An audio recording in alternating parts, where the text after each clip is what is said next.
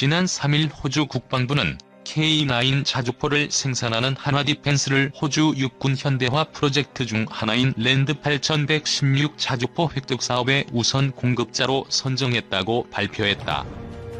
1조 원 규모의 이 사업이 순조롭게 진행될 경우 K9 자주포 30문과 K10 탄약 운반 장갑차 15대, 기타 지원 장비 등을 호주에 수출할 수 있게 된다. 앞서 한화디펜스는 지난 7월 말미래형 장갑차 레드빅의 호주 출정식을 열었다. 레드빅은 호주 장갑차 사업의 최종 2개 후보에 올라 시제품 2대가 호주로 향하기 전 출정식을 가진 것이다. 호주 육군의 궤도형 장갑차 사업 규모는 5조 원에 달한다. 우리 국산 무기들이 호주 시장에 진출하게 된 것은 호주가 막대한 예산을 들여 대규모 전력 증강 사업들을 추진하고 있기 때문이다. 호주 정부는 지난 7월 초 2020년 국방전략갱신과 2020 국방구조계획을 발표했다. 이 계획에 따르면 호주는 2030년까지 10년간 2,700억 호주 달러의 국방비를 투자할 계획이다. 10년간 매년 22조 원대의 국방비를 투입하는 셈이다. 호주는 우리와 달리 가까운 곳에 북한과 같은 현존 위협이 없는 나라다. 그렇다 보니 정규군 총병력도 약 6만 명에 불과하다. 육군 2만 9천여 명, 해군 1만 5천여 명, 공군 1만 4천여 명이다. 예비군도 2만 7,400명 정도다. 한국군 총병력의 10분의 1밖에 되지 않는 것이다. 금년도 국방비는 32조 원으로 우리 국방비의 60여% 수준이다.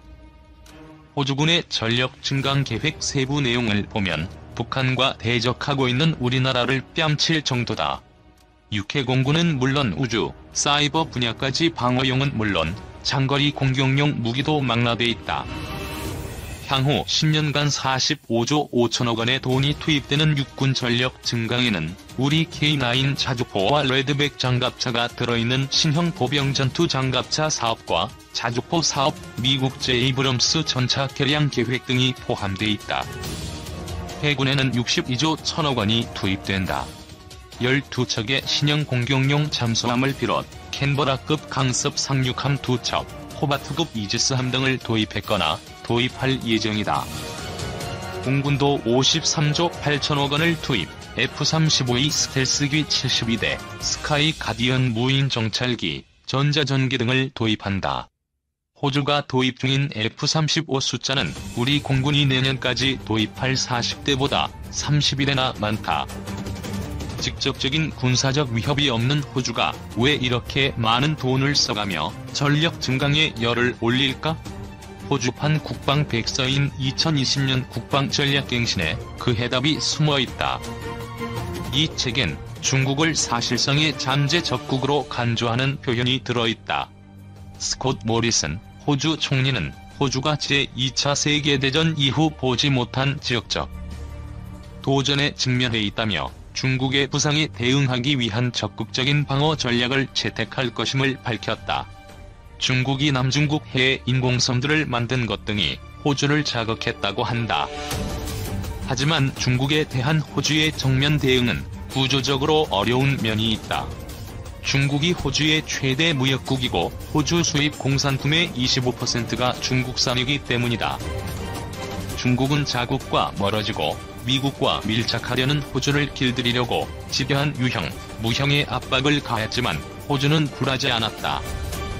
그렇다고 호주 혼자서 중국의 위협에 대응하겠다는 것이 아니다.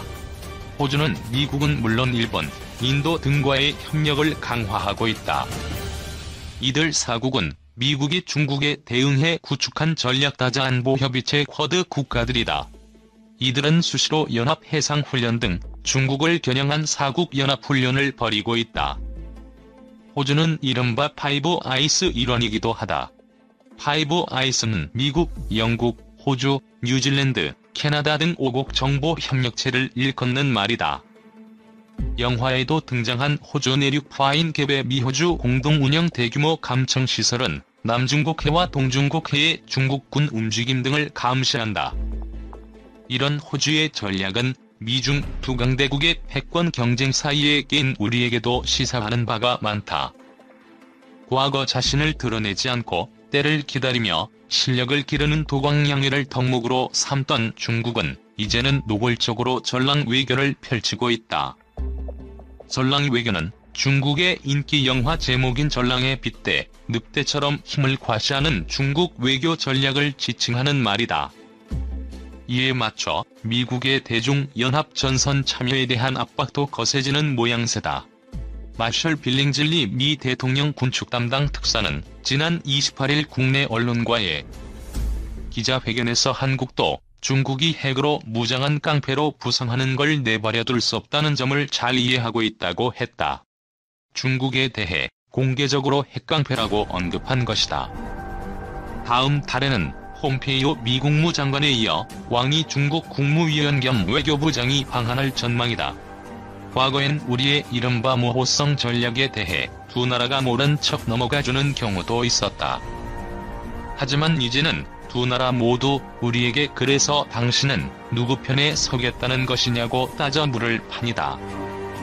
두 강대국으로부터 양자태기를 강요받을 시간이 가까워지고 있다. 호주의 생존 전략과 자세가 더욱 가슴에 와닿는 때다.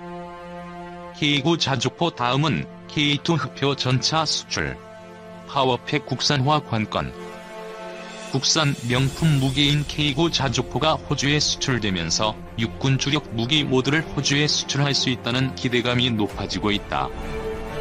호주에 수출할 육군 주력 무기는 K9 자주포, K21 장갑차를 발전시킨 레드백, K2 흑표다. 호주 정부는 전날 K9 자주포를 육군 현대화 프로젝트 중 하나인 랜드 8116 자주포 획득 사업의 단독 우선 공급자로 선정했다고 밝혔다. K9 자주포 제작사인 한화디펜스는 호주 법인을 주축으로 호주 정부와 가격 협상 등을 한 뒤 양산 계약을 맺는다. 1차로 K9 자주포 30문과 K10 탄약 운반 장갑차 15대를 납품한다. 호주 정부는 이번 사업에 총 13억 호주 달러의 예산을 편성했다. 육상 무기 수출로는 최대 규모다. K21 장갑차를 발전시킨 레드백은 호주 정부의 최종 선택을 기다리고 있다. 한화디펜스는 지난해 9월 5조 원 규모의 호주 육군 궤도형 장갑차 사업에서 국산 K21 장갑차를 발전시킨 레드백을 출품, 독일 라인멘탈 디펜스사의 링스 KF41 장갑차와 함께 최종 후보에 올랐다.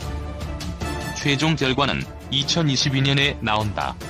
이 사업을 따내면 50조 원 규모의 미군 장갑차 사업에도 도전할 가능성을 엿볼 수 있다. K9 자주포에 이어 레드백까지 호주 수출에 성공하면 다음 차례는 현대로템의 K2 흑표 전차가 될 전망이다. 다만 핵심 장비인 파워팩 국산화라는 벽을 넘어야 한다. K2 전차용 1500마력 국산 파워팩은 2005년부터 2014년까지 1000억 원이 넘는 개발 비용을 들여 독일, 미국에 이어 세계에서 세 번째로 개발에 성공한 것이다. 그러나 국산 파워팩을 개발해놓고도 적용하지 못한 것은 국산 변속기가 320시간 내구도 시험 중 237시간에 멈춰 검사를 통과하지 못했기 때문이다. 결국 왕정홍 방위사업청장은 최근 국산 변속기의 국방규격을 개정해 국산 파워팩의 검사가 가능하도록 조치했다. K2 전차 3차 양산 사업이 국산 파워팩을 적용할 마지막 기회인데 관련 규정이 모호해 개발업체와 검사기관인 국방기술품질원 간의 갈등이 계속됐기 때문이다. K2 흑표 전차는 지난 2008년 개발이 완료된 육군 차세대 전차로 2015년 1차 양산분 100대가 실전 배치됐다.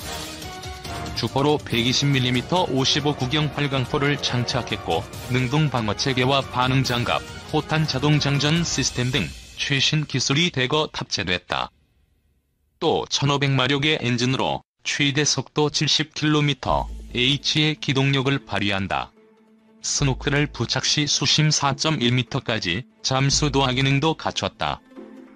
방산업계 관계 계자는 중국과의 관계가 급변하고 있는 호주는 해군뿐 아니라 지상군 화력까지 키워 미국과의 합동작전 능력을 높이겠다는 의도를 보이고 있다며 국내 방산업계가 이 같은 상황을 수출이라는 결실로 극대화할 필요성이 있다. K2 흑표 전차의 국산화 성공이 시급한 이유다고 말했다.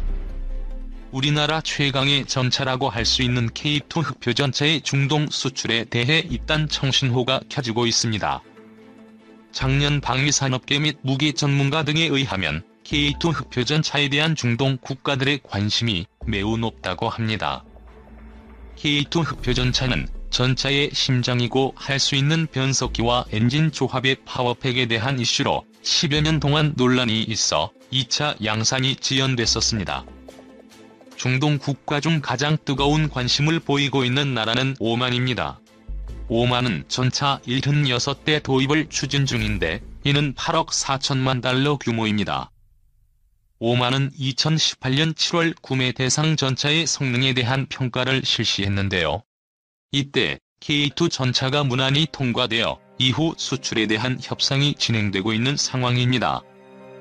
평가 당시에 K2 전차와 경쟁을 했던 전차는 터키의 알타이 전차였습니다. 그런데 알타이 전차는 성능평가 시험 중 멈춰서는 바람의 평가를 통과하지 못했다고 하네요. 터키의 이 전차는 K2 전차의 제조회사인 현대로테미의 기술을 도입하여 제작한 전차입니다. 여기에 독일 기술까지 더하여 심장부 파워백을 자체 개발하여 장착하였습니다. 하지만 터키 입장에서는 정말 안타깝게도 결국 주행 중 자동이 중지되는 결과를 낳았네요. 반면 우리 K2 흑표 전차는 주행시험을 무난하게 통과하였습니다. 그리고 2018년 10월경 국내 방위산업 전시회인 DX코리아에서도 화끈한 화력 시범을 승진 훈련장에서 보여줌으로써 또 한 번 긍정적인 평가를 받았습니다. 오만의 방위 전문가 및 관련 매체들은 향후 전차 도입 사업에 있어 한국의 K2 전차가 유력시된다면서 사막 지형 작전에 맞게 에어 필터 등 일부 장비가 보완될 예정이라고 밝혔습니다. 또한 사우디아라비아 역시 전차 300여 대 도입을 추진 중인 것으로 알려졌는데요. 이번에도 역시 K2 전차가 유력한 후보라는 분석이 나오고 있습니다. 처음에는 사우디아라비아의 유력 기종 후보로는 미국, 독일, 영국 등의 전차들이 거론되었습니다. 하지만 사우디 언론인 사건이었던 자말 카슈크지 사건을 계기로 독일 및 영국에서 사우디로 무기를 수출하는 것을 거부하였습니다. 사우디아라비아는 일부 물량은 수입을 하고 대부분의 나머지 물량은 기술 이전을 통한 자체 생산 방향을 추구하고 있습니다. 그런데 미국이 현재 생산 중인 무기 기술에 대한 이전을 하고 있지 않기 때문에 우리 K2 전차가 유력한 후보 기종이 될 수 있다는 전망인 것입니다. 우리나라 차세대 전차인 K2 전차의 가장 큰 장점은 세계 그 어떤 나라의 전차와 비교해도 뒤지지 않는 성능임에도 가격 경쟁력이 뛰어나다는 점입니다. K2 흑표 전차는 능동 방어체계 및 반응장갑, 120mm 포탄 자동장전 장치, 로켓탄 방호용 레니더, 대전차 미사일, 그리고 120mm 55구 경장주포 등 최신 첨단 기술이 모두 집약된 결과물입니다.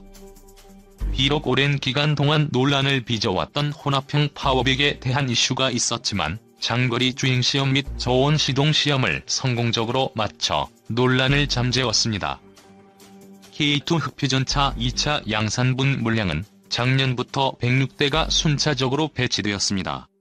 K2 전차가 중동 국가의 관심을 많이 받는 또 한 가지 이유는 운용 병력 인원입니다. 일반적으로 전차 한 대에 탑승하는 병력 인원은 4명입니다. 하지만 K2 전차는 자동 탄장착 장치의 설계 구조로 인하여 3명만 탑승할 수 있기 때문에 병력이 그리 많지 않은 중동 국가에게 적합한 요인으로 꼽히고 있습니다. K2 전차는 전투 중량 56톤, 120mm 55구 경장 주포에 전차장 대공기관총으로 무장하고 있으며 수심 4.1m까지 잠수가 가능한 3.5세대 전차입니다. 체계 사업자는 현대로템이 참여하고 있으며 엔진은 두산 인프라코어에서 개발하였습니다. 최고 속도는 70km/h, 항속거리 450km, 1500마력의 도하능력은 약 4m입니다. 기동 성능 면에서도 전차 선진국의 최신형 전차보다 더 우수한 평가를 받았습니다. 더군다나 산악지형이 많은 한국 지형에 적합하게 설계 및 개발되었기 때문에 시속 40km의 빠른 속도에서도 31%에 육박하는 급격한 경사를 넘는 것이 가능합니다. 또한 혹서기와 혹한기 환경에서도 전차의 성능이 감소하지 않습니다. 이는 비교할 수도 없는 어려운 상황이다. 이런 점에서 우리 해군의 전력 향상도 상당히 중요해지고 있다. 먼저 함정은 군사적 목적에 사용되는 모든 배를 지칭하는데 크기나 용도에 따라 나뉜다. 크게 직접 전투에 투입되는 전투함과 후방에서 전투에 사용될 인력이나 장비 등을 수송하거나 임무를 지원하는 지원함 등으로 나눌 수 있다. 먼저 전투함을 살펴보자. 전투함은 200톤급에서부터 1만톤급 이상에 이르기까지 그 종류도 다양하다. 가장 상위에 있는 것은 역시 항공모함이다. 전투기를 탑재, 발진 및 착함시킬 수 있는 능력을 갖추고 해군 기동부대의 중심 세력으로서 역할을 수행하는 거대한 함정으로 대형 항모는 7만에서 10만 톤, 중형 항모는 4만에서 6만 톤, 경항모는 1만에서 3만 톤에 이른다. 항공모함은 지상 항공기 지원이 곤란한 먼 바다에서 작전을 수행하는 함대에 대하여 공중 엄호를 지원해줄 뿐 아니라 적 해상 세력과 지상에 대한 강력한 공격 능력을 가지고 있다. 따라서 먼 바다에서 해군 단독으로 입체적인 작전 수행 능력을 갖추고자 하는 경우 필요하다. 이 항공모함을 최초로 개발한 국가는 영국이며 세계에서 항공모함을 보유한 나라는 약 10개국이다. 아직 우리나라는 항공모함이 없다. 그 아래가 순양함이다. 불행하게도 우리 해군은 2단계까지 내려와도 한국형 순양함을 보유하지 못하고 있다. 순양함은 독자적인 전투 능력과 충분한 군소품을 적재하여 대서양을 왕복 항해하면서 작전할 수 있는 순양 능력을 갖춘 함정이다. 1만 톤 이상의 대형 전투함으로 항모 다음으로 큰 배이다. 하지만 경항공모함보다 대형인 순양함도 있다. 밀리터리 덕후들 사이에서 우리나라도 하루빨리 순양함을 보유해야 한다고 주장하는 사람들이 많다. 그들이 말하는 꿈의 순양함 재원을 잠시 살펴보자. 만재 배수량은 15,000톤급 내외로 대함미사일 16기와 대잠수함 작전을 수행할 대형 대잠 헬기 2대, 각종 수중 레이더, 전자장비, UAV의 구축이 필수다. 그리고 사거리 100에서 200km급 대공미사일, 사거리 20에서 30km급 대공미사일 등을 장착해야 하고 지상 공격용으로 사거리 1000에서 3000km급 순항미사일 50에서 100기 정도가 있어야 한다.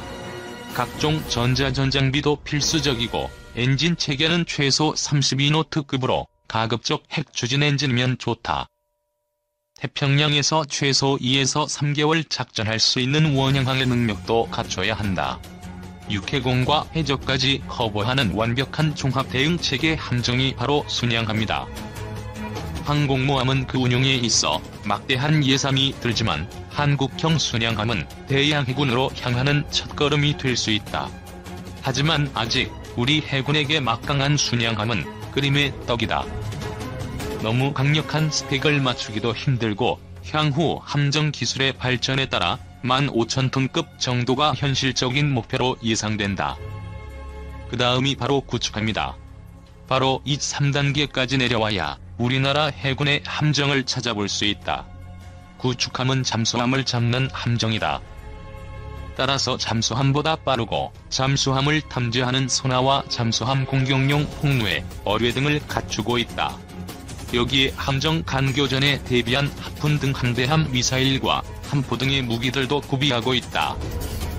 4,000에서 1만 톤급에 해당하는 구축함은 대공, 대잠 방호 임무를 수행하는 주력 전투함으로 우리나라의 KDX-I, KDX-2, 한국형 이지스함인 KDX-3이 여기에 해당한다. 일반적으로 한국 해군 함정의 이름을 지을 때 과거부터 현재까지 영웅으로 추앙받는 역사적 인물과 호국 인물의 이름을 딱 붙인다. 사실 광복 후 우리 해군에는 변변한 군함 한 척 없었다. 해안 경비를 위해 미군으로부터 인기받은 상륙주정과 일본군이 사용했던 소해정 몇 척이 고작이었다. 이들 함정은 크기가 작아 한 포를 장착할 수도 없었다. 이에 당시 장병들이 돈을 모아 미국에 가서 전투함을 사지는 못하고 미 해양대학교에서 퇴역한 구자함 실습선을 18,000달러에 사왔다.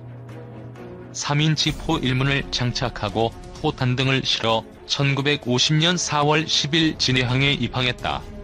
우리 해군 최초의 전투함인 백두산함이다. 백두산함으로 무장한 우리 해군은 2달 후 발발한 6.25 전쟁에서 북한군을 경멸하는 데 유용하게 쓰였다. 그 뒤 해군은 1972년 우리 손으로 첫 함정을 개발했다. 전국 800만 학생과 20만 교직원들이 모은 애국방위 성금이 기반이 된 70톤급 고속정 학생호다. 이후 1974년부터 시작된 율곡 사업으로 우리 해군은 국산 전투함을 보유하게 됐다. 이에 따라 1980년대 울산급 호위함과 포항급 초계함이 국산 기술로 건조됐다. 이를 기반으로 미사일 수직 발사 시스템